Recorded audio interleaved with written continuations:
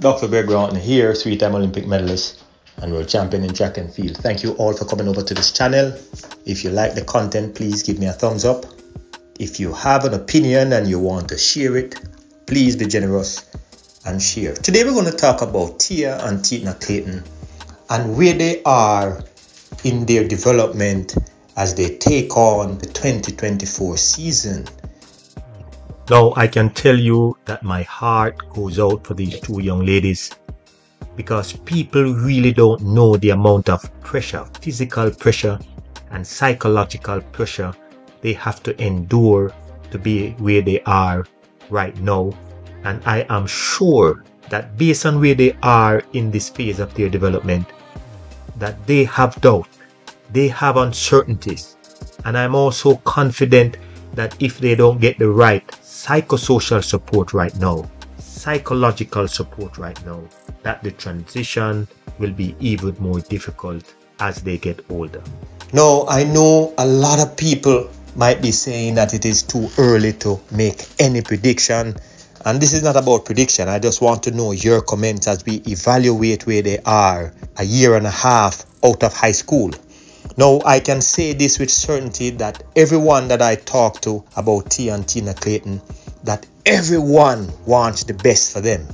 I have never met anyone who believe that they are not going to make the transition. And that is good because young athletes like Tia and Tina Clayton, they are going through a process that is very tedious. They don't know what to expect and they are trusting that their team of people can help to guide them along the way. Without a doubt, everyone knows that Stephen Francis is one of the greatest female sprint coach in the history of track and field based on his overall achievements with multiple female athletes and male athletes.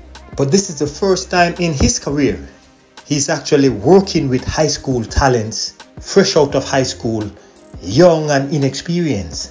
And as a result of that, it will take some time to know Tia and Tina Clayton, and it will also take some time for Tia and Tina Clayton to fully trust him.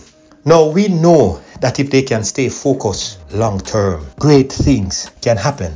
And we also know that even though the coach might be the best in the world, there are still other factors that can enhance or limit the progress or his success that he has with his young athletes.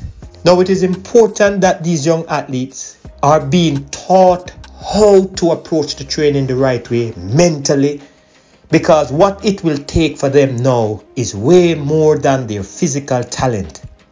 Now, in this phase of their athletic development, it will take awareness, it will take self-confidence, it will take guts and determination.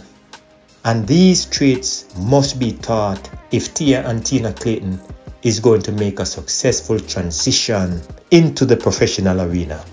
Now, they both ran on Saturday at the GC Foster Classic and they end up finishing 3rd and 4th in the race. But when I look at them, I could tell that they looked like they were struggling. You know, the way we remember them in high school when they were dominating the 100 and the 200 meters. We don't see the same.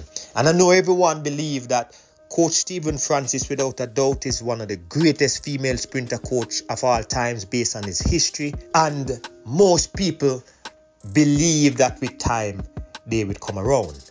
But when we look at how they perform on Saturday, we are still looking to see what next. Now, I am somewhat concerned because I noticed from last year that while they were going through their first year as a professional athlete, that the defeat that they were getting, I personally don't know how that will affect them. And this is why I'm doing this video today, because I want to hear your comments as to, do you think that not being at their best is affecting them psychologically? And if so, how much?